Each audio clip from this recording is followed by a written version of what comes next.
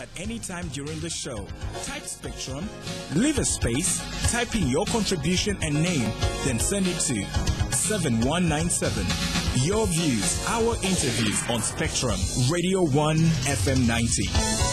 Hello, a very warm welcome. This is Spectrum on Radio 1. I'm your host, Edmond Chizito. On Spectrum tonight, what is the state of procurement in Uganda and how are proposed reforms likely to impact on the system?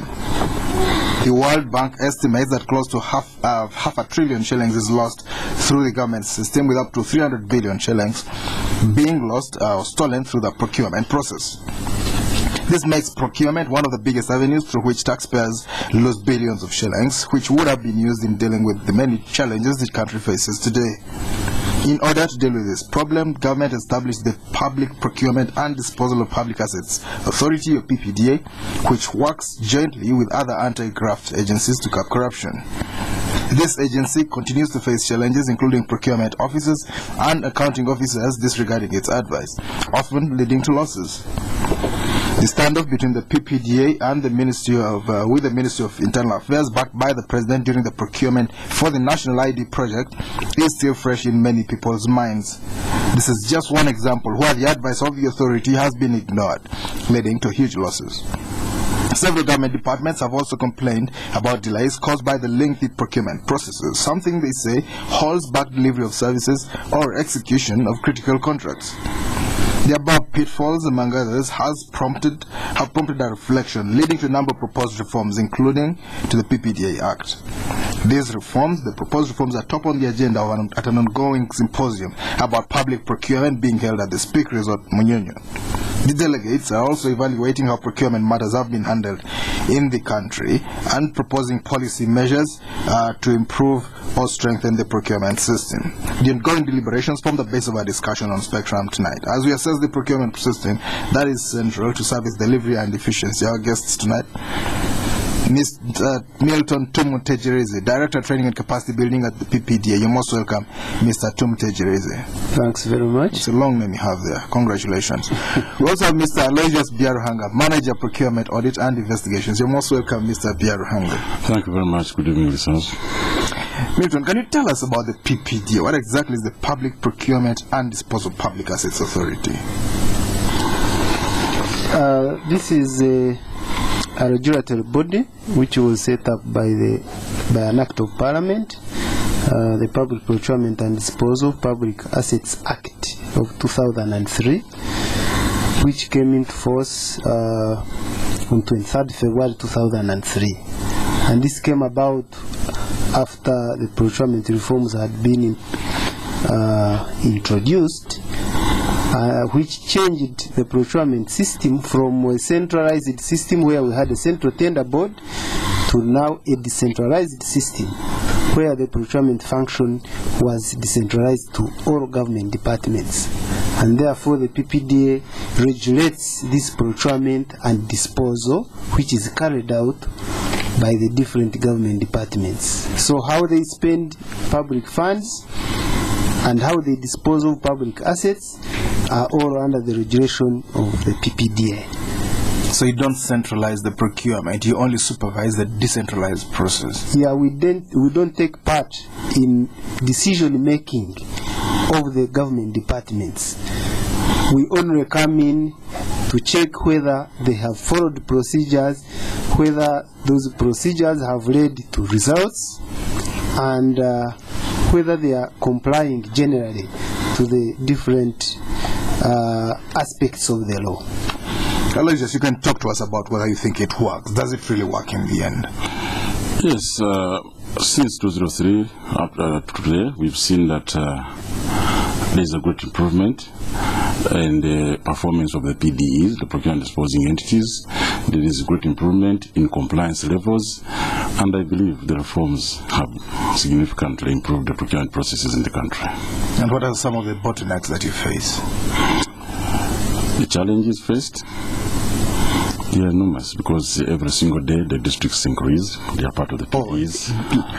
The mushrooming districts The mushrooming districts as well. We have to manage them, and we've got to manage the ministries, and the ministries keep changing shape. Today there is a Minister of Lands, and then tomorrow it is separated. The Minister of Water is separate from Lands, and then you have to continue moving and ensuring that the processes are complied with.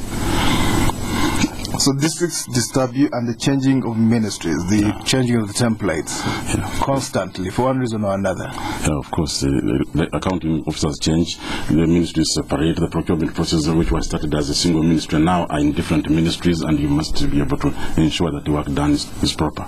Let's try to look at the brighter side, the practical side of it. How does it fan out? District tender boards, police tender board, and give us a picture of a map of these procurement groups. Well, ever since we decentralized, all those were disbanded. Now the entities have got the contracts committees at the district, and each district has a contracts committee, the municipal council has a contracts committee, and the police no longer has the tender board, has the contracts committee in line with the PPDA Act. Yes. Yeah.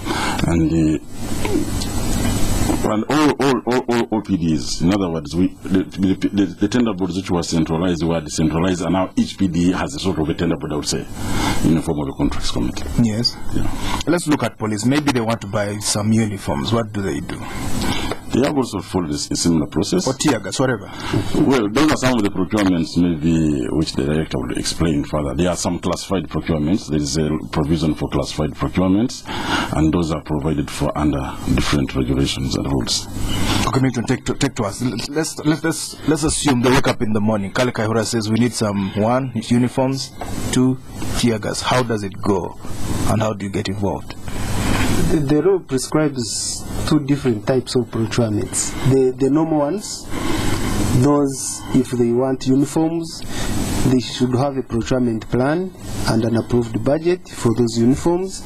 So they will, through their plan, start the procurement process as the law provides. They advertise, then bidders bring in their bids and quote, and then competition goes on through an evaluation process. Then the winner emerges, and then they award the contract, issue it out. If there is any negotiations to be done, they do it, and they sign an agreement, and uniforms are supplied. And how do you come in? Do you give them guidelines? All these people, police and the other people, the soldiers as well, do you give them guidelines? The law is there, and the regulations. We also have issued guidelines. We issued standard bidding documents which they use when they are bidding, they are carrying out the procurement process. So we don't come in at all. We just keep aloof. As I said earlier, we don't take part in decision making of an entity because we decentralized the whole function to the accounting officer. So when uniforms are supplied and there is no question about the performance of this contractor, then the rest is for us later on to go and check compliance or audit to ensure that things went on well. If nobody complains, we don't interfere at all. On the other hand, they are what the law calls classified procurements for defense and national security organs, Ministry of Defense, police, prisons, and so forth. So those we agree a dual list annually with those national defense and national security organs, and we agree which items they will procure under the classified procurements or under the open bidding. So once we've agreed what they will procure under the classified procurement, then the entities will go ahead. The approval is on the items as well as the firms that will supply. Then thereafter, you know, the security checks that they do on these farms and so forth. Once all that is done, then under their individual systems in the entities, they procure using those farms under classified procurement. Do officials respect your rules that you've handed down? Yeah, the sure, districts and all these places? They do. Where they don't, when we go to audit or check compliance, we identify them. Or even the Auditor General, he will identify them, raise them. Or sometimes when we are building capacity, then they tell us that we are not able to do this. How is it done? Then we can advise them on the way forward. Or sometimes they write to us officially. They write to the executive director and say, we want to carry out such and such procurement, but we are not sure which way to go. How should we handle it? And then we advise them. Listeners, this is Spectrum on Radio 1 tonight. What is the state of procurement in Uganda and how are proposed reforms likely to impact on the system? Our guests, Mr. Aloysius Byaruhanga, Manager Procurement, Audit and Investigations, and Mr. Milton Tumtejereze, Director Training and Capacity Building at the Public Procurement and Disposal of Public Assets Authority of PPDA. You will be able to call in and contribute to this discussion. We've had, Aloysius, we've had situations where things have gone bad. Karuma comes to mind very quickly. What happened in the Karuma saga, the Karuma incident? For every procurement process, there is always room for raising complaints. And as the director has already explained, we do not interfere in the procurement process until something maybe bad or some complaint has come up. That's when we intervene.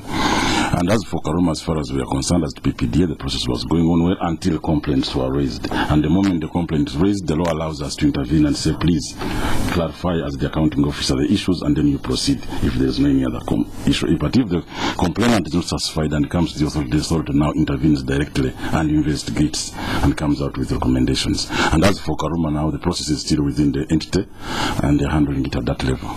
Give us some more detail. If someone is not heard about it before, what exactly happened? The issue, maybe I could come in here.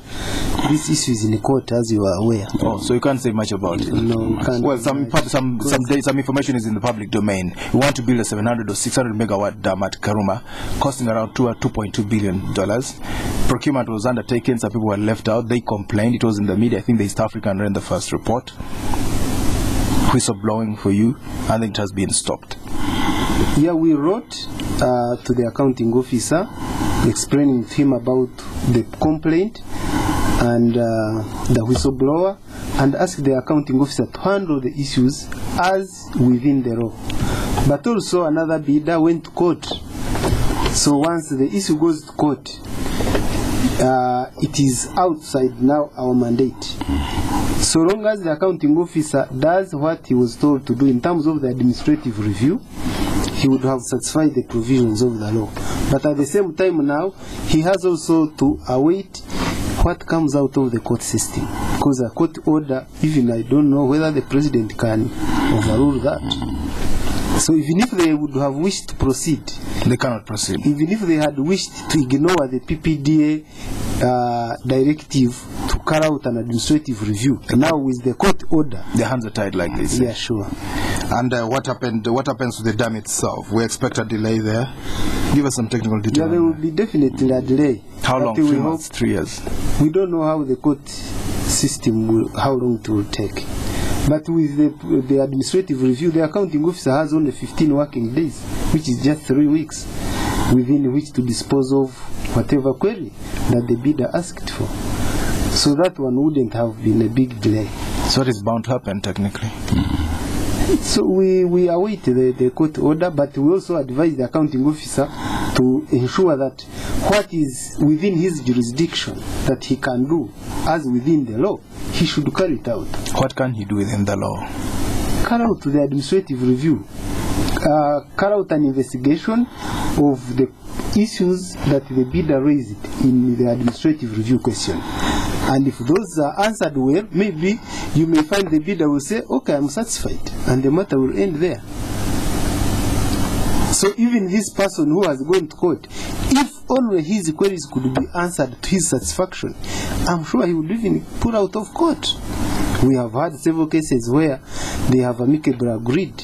You know, when you go to court, the judge will ask you, is it possible for you, or can actually he orders them to go and sort out issues out of court, because that's the easiest way anyway. And if that could be done, yes, it will, so much the better. The court process can be halted. Yeah, sure. I'll just talk to us about the National ID project, the most expensive IDs in the entire world.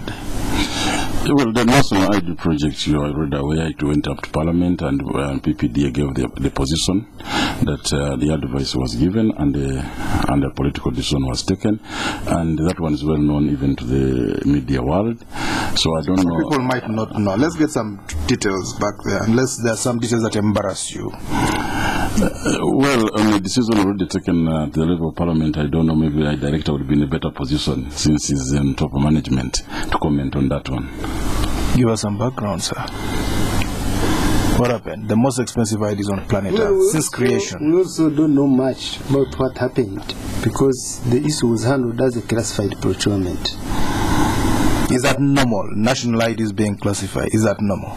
Yeah, it can be a decision that can be taken from the orders from above. Yeah. Was it the right thing to do? We lost a lot of money, 200 billion shillings.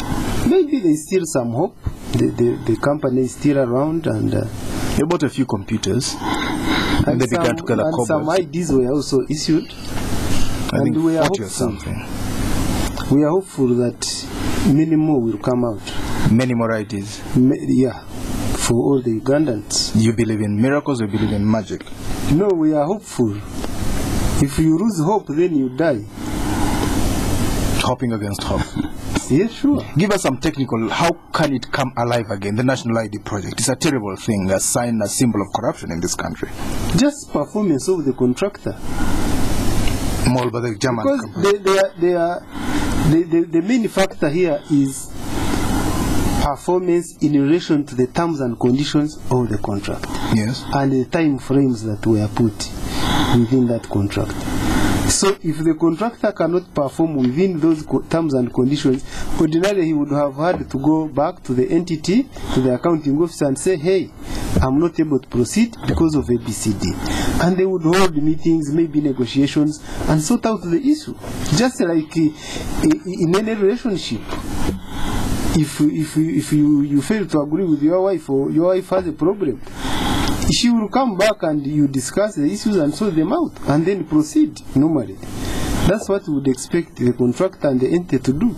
And then the procurement process would continue in terms of contract management and implementation. Why have you not taken a keen interest in it? Is it too hot a potato for you? You see, it was handled, as I explained earlier. There are two types of procurements that are done. Yes. Classified and non-classified. In the non-classified, that's where we are involved. For the classified ones, we don't get involved. Had this one been classified as classified? It was handled originally as a classified procurement. So the entity is solely responsible. Would it normally fit in as a classified? I mean, IDs. Does it normally fit? Well, it wouldn't have ordinarily fit there. Was that a ruse? That's how it was done. Was it a ruse so people can make some money illegally? Well, we are not sure whether that was the reason. Because the president was involved. We don't think the president can... No, the president is above this. Take a decision so that people can get...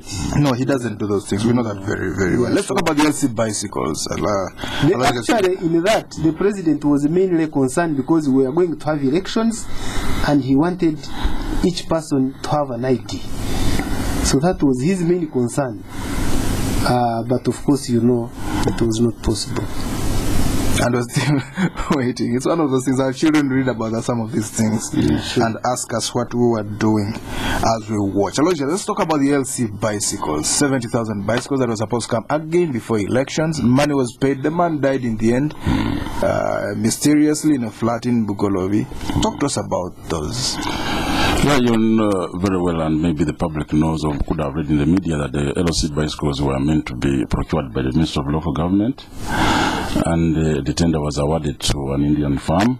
The Indian firm failed to supply the bicycles, and the matter was investigated properly by PPDA, and recommendations were made clear, and for the cancellation and the recovery of the funds. And I think that has been implemented, and the court has been handling that matter, and I think they are still in court, if we can remember.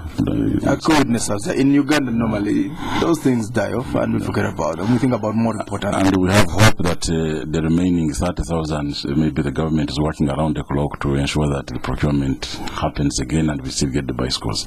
But for the other process, I think there was a problem, and it was cancelled. And we've heard that they're paying out more money. They've forgiven the loss makers, and they're saying they're paying paying more money because we need the bicycles very badly. Well, I believe that the other process still continues. So the Attorney General is handling, and they are looking at the ways they can recover the money.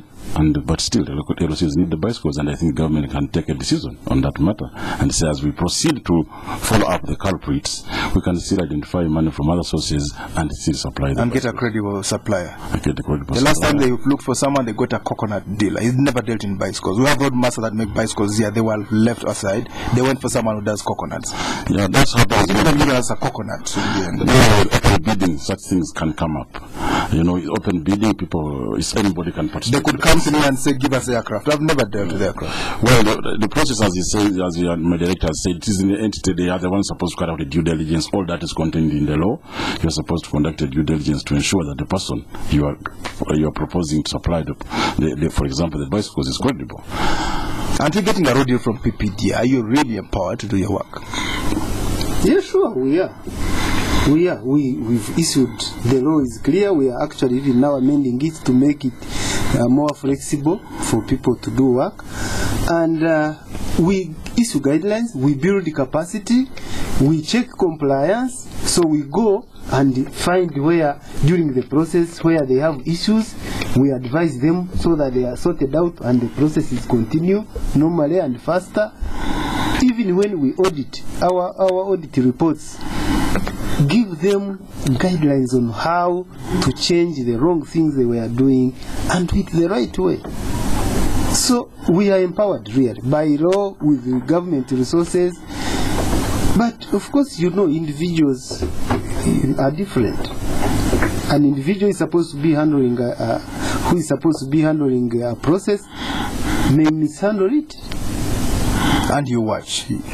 No, we don't watch. We make recommendations. Even if you read our report on the bicycles is on our website, we made recommendations, and actually those recommendations were implemented because we recommended that some government officials be disciplined who were involved, and most of them, including the accounting officer, were suspended. All right. Of course, there are also complaints that there are constraints. You squeeze some people too much when they want to procure things and they can't get things as fast as they need the materials and services. We're going for a break now. This is Spectrum Radio, and we'll be back to discuss some of these things and much more.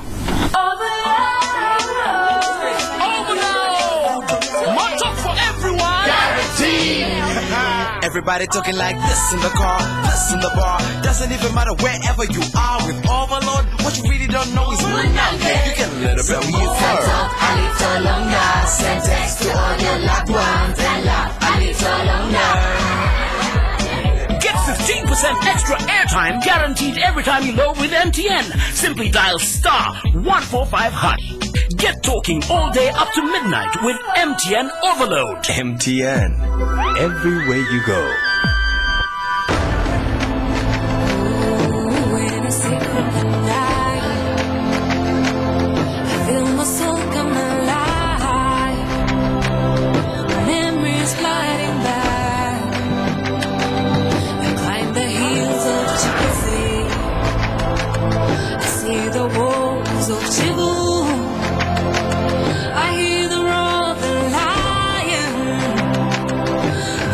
lion in me. When I sip from the Nile. As we celebrate 50 special years, Nile Special invites you to toast to our great land. Nile Special, the rich, rewarding taste from the source. You've earned it. When I sip from the Nile. Not for sale to persons under 18.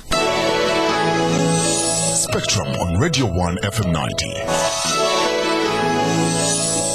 Welcome back on Spectrum tonight. What is the state of procurement in Uganda and how are proposed reforms likely to impact on the system? Our guests tonight, Mr. Aloysius Biarhanga, Manager of Procurement Audit and Investigations at the Public Procurement and Disposal of Public Assets Authority, a mouthful, PPDA in short. Mr. Milton Tumutejere is Director, Training and Capacity Building at the same PPDA. You will be able to call in and contribute to this discussion. Talk to us a little bit, Mr. Director, about the reforms, the planned reforms. You'll talk to us about some of the constraints people have complained about. First of all, what are some of the reforms that you're looking at? Well, the public procurement reforms, as I said earlier, brought about decentralization of the procurement function to all government departments, including central government ministries and statutory bodies and local governments. And as we talk now, we have over 300 of these entities that we regulate. And each of these entities has an accounting officer, a contracts committee, a procurement and disposal unit. They have user departments, among which we get contract managers, we have evaluation committees, or those who go to negotiate and so forth. But at the same time, we have the providers of these services, the contractors, the consultants, the suppliers who are involved. We have the civil society, who are the mouthpiece of the public. They are also involved. Now we actually involve them in contract monitoring of some of the government contracts that are being undertaken. So we have, and of course we have the other stakeholders, as for example the development partners, the donors, yeah. So they are also involved. So once the entity has all these structures in place, they are able to plan their procurements and implement them. And the main issue that we are concerned about are the principles of public procurement that we expect to be implemented: transparency, competition, accountability, efficiency, value for money. All of these we expect them out of.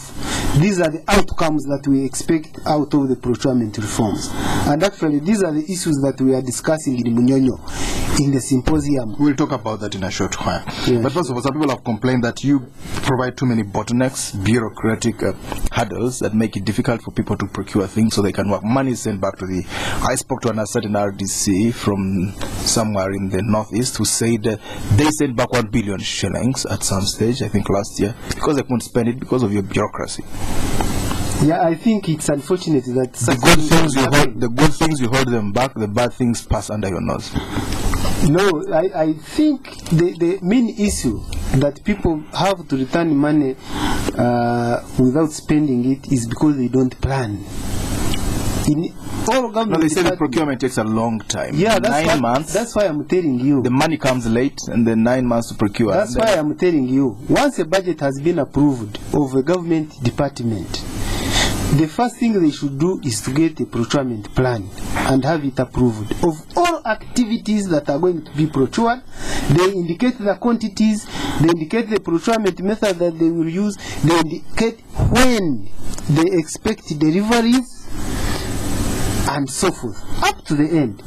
Now, it's up to them then to start the procurement early enough to go through the process, because depending upon the procurement method you use, if you use open bidding, it will take like 22 working days that you allow bidders. That's 1 month. Yeah, just like 1 month. If and those are depending upon the value. The procurements with high values have to be through open bidding. And all entities know that if you have procurements to be gotten through the open bidding method, then you have 22 working days. You have, of course, time to evaluate. You have time to display the best evaluated bidder. Then you have to award the contract if there is no complaint. In case there is a complaint, you know the accounting officer has 15 working days. If it gets PPDA, there is 21 working days, and so forth. And all of this, we have trained, we have built capacity of all government departments, maybe except the new districts where we haven't. And you said you have a problem with this, go on. But these people know that if you are going to go through a procurement process which is open, then the process takes so many days. And so they plan from the beginning. In addition, the main challenge we have had is that sometimes entities wait for monies to be sent to their accounts before they begin the process, which takes some time. And it's just like if you have a meeting in Mbale, which is at 11 o'clock. Yes. And you are in Kampala, You know, from here to Mbale it takes like 6 hours maybe. Like 4 hours, 4 let's say. Right. So if you have a meeting at 11, you need to set off from here 7 o'clock. at around 7. So if you leave at 9 and you have a meeting at 11, only Magic can deliver you. Sure, and that's what most of the entities are doing. And when that happens, then they use emergencies. They go direct procurement. That's why there are problems. Maybe they use it as a ruse so they can get. Sometimes these emergencies are man-made. They are created. Maybe they are planned emergencies. Yeah, sure. Mr. Investigator, Mr. Aloysius Piero Hanga, talk to us a little bit about syndicated corruption. We've heard about officials conniving to steal money by awarding those who have given them a kickback, like they say. In the process of my work as an investigator, as an auditor, at times it's very difficult to really cut the line between to know whether somebody has syndicated.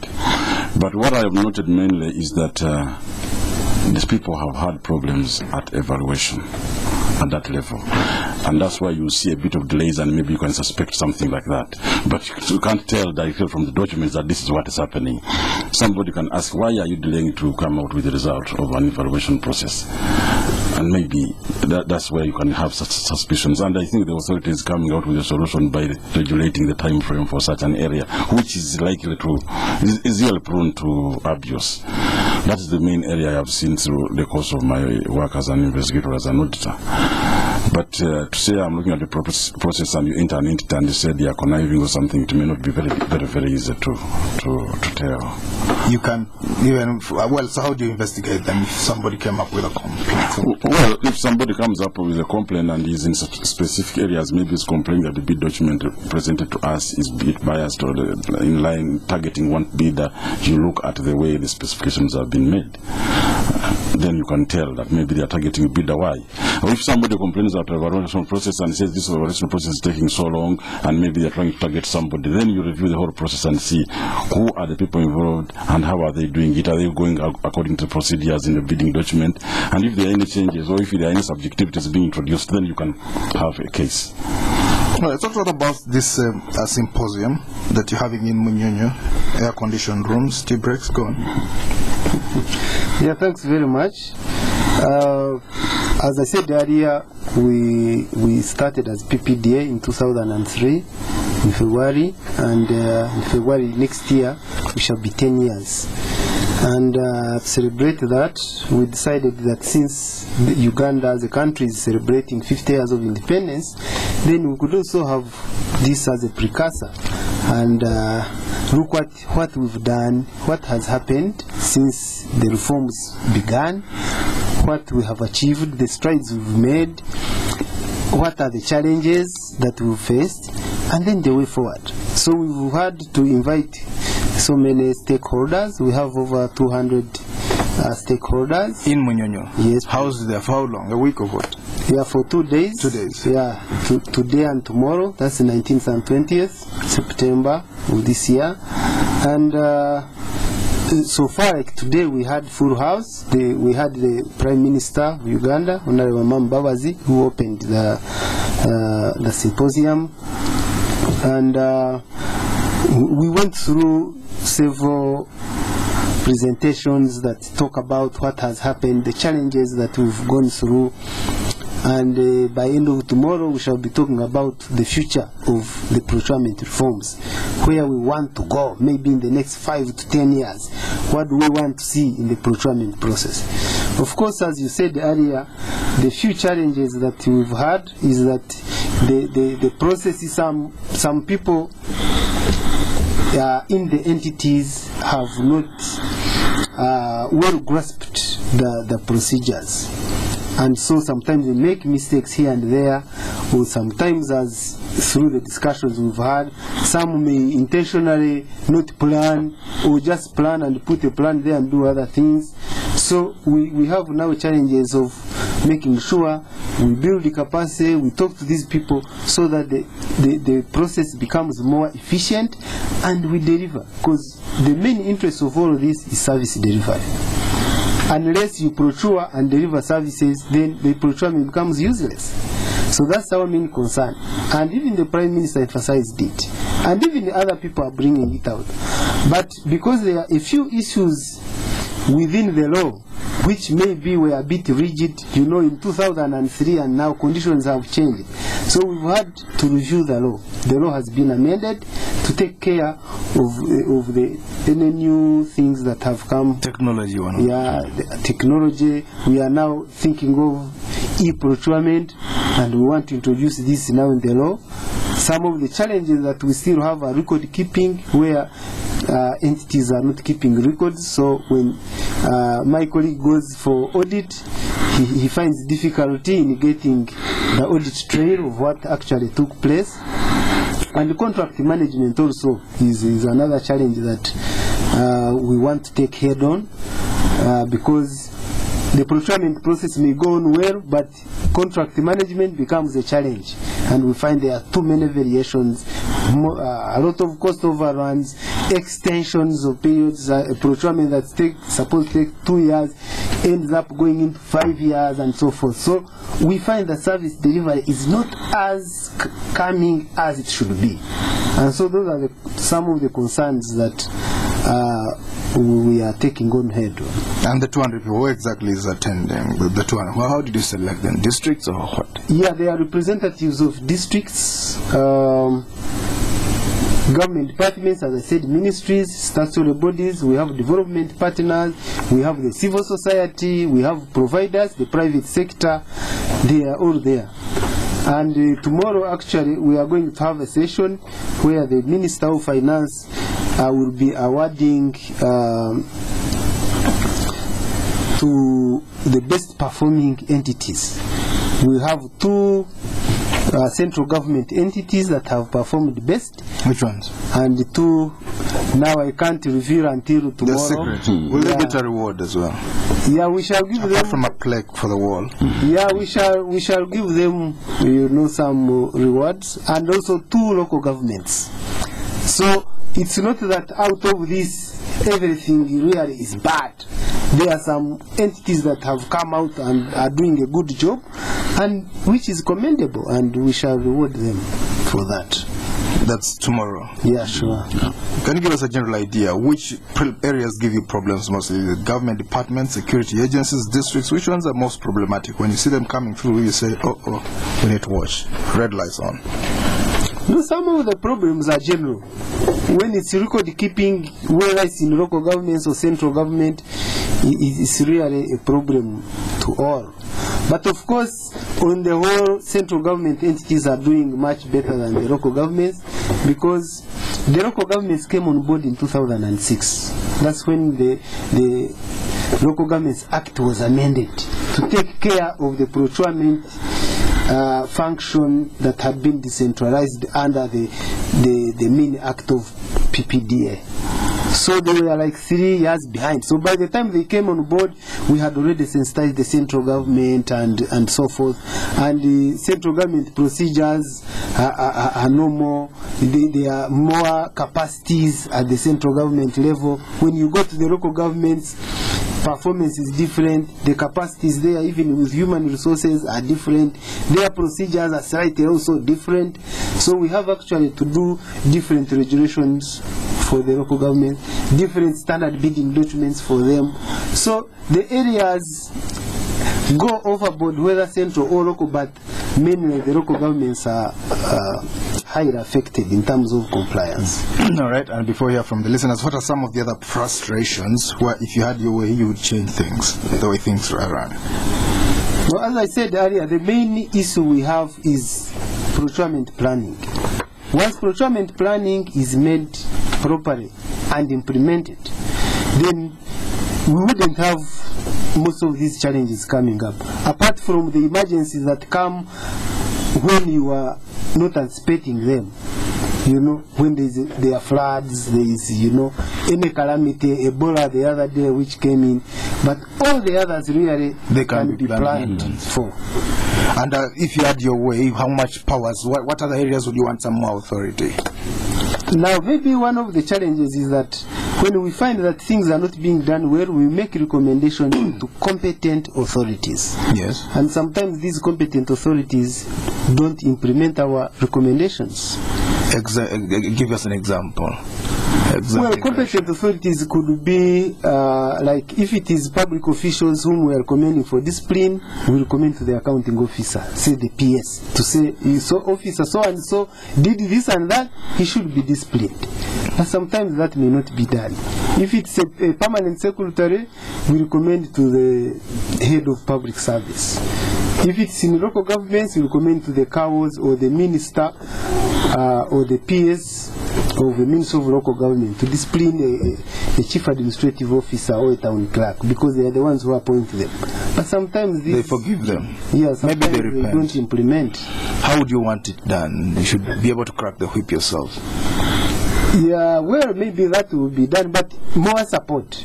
But we have a working relationship with the anti-corruption agencies, the IGG, the Auditor General, the CID, the DPP. We have some working relationship, and that one is helping us. We would want even to have that more bonding.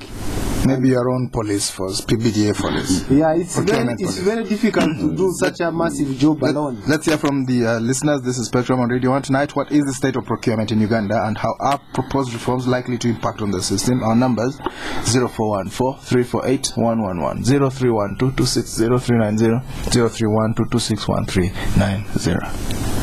Spectrum, when you call in, please tell us your name and where you are calling from. So you would be better off having your own police. You would be better off being able to prosecute things for yourself. No, we think there are enough bodies to prosecute. The IGGs there, the DPPs there. Okay. Okay, let's hear from you. Spectrum, hello. Yes, sir, your name? Good evening. Good evening, your name? Thank you, the letter.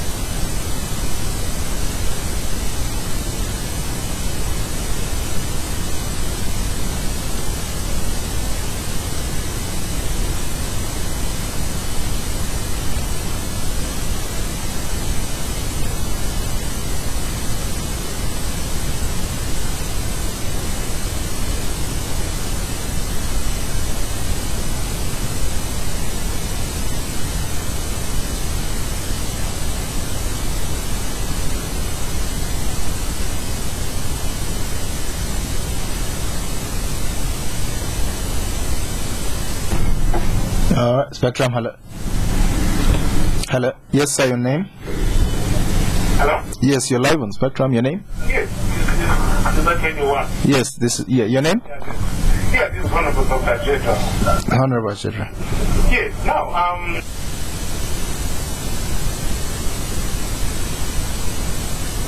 Yes, sir, we can hear you live on air. Please go on. Yes, you know,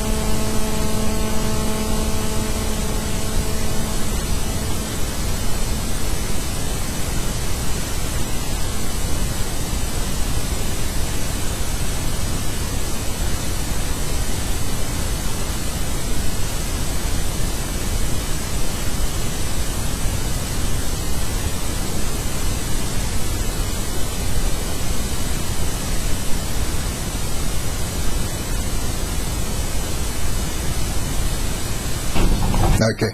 Yes. Thank you very much, Honorable Engineer Ajero. We'll have to get back to the studio because of the. Okay, one final caller. Yes, your name? My name is Stephen Basheng. I'm calling from Kampala. Yes, sir. I wish to thank you.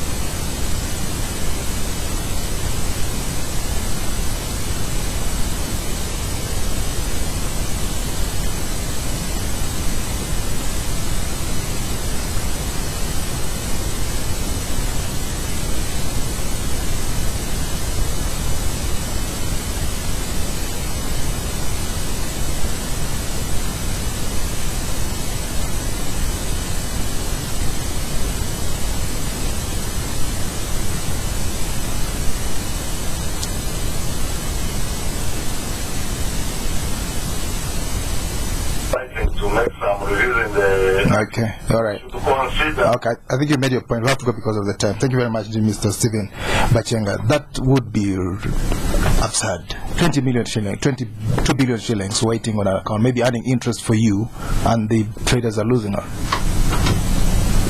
Yeah, it may be unfortunate, but what normally happens is that the bid securities are supposed to be released after the procurement process has been completed. It takes long, so that you are sure, yeah.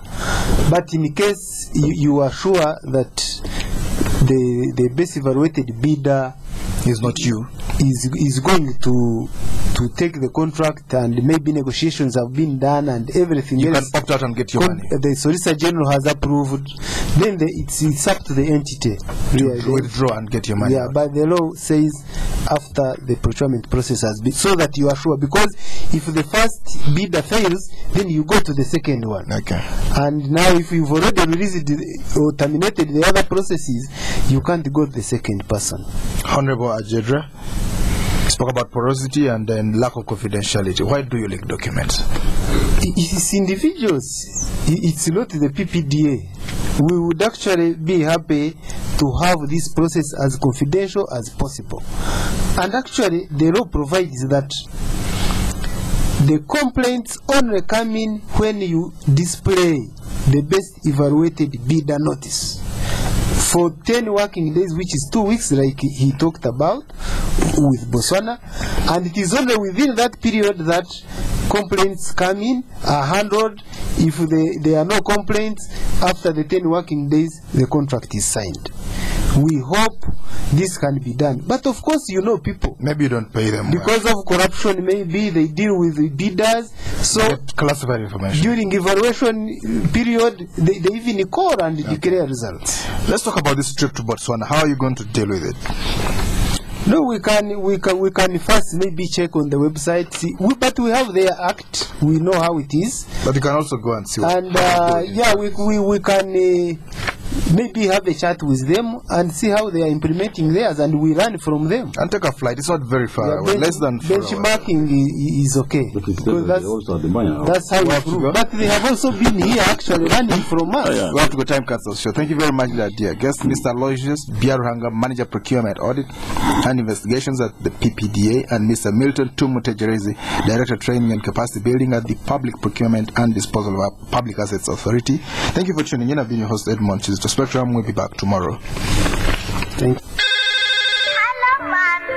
I need nice shoes, a chocolate bar, a toy phone. Yes, yes. Don't worry, sweetie.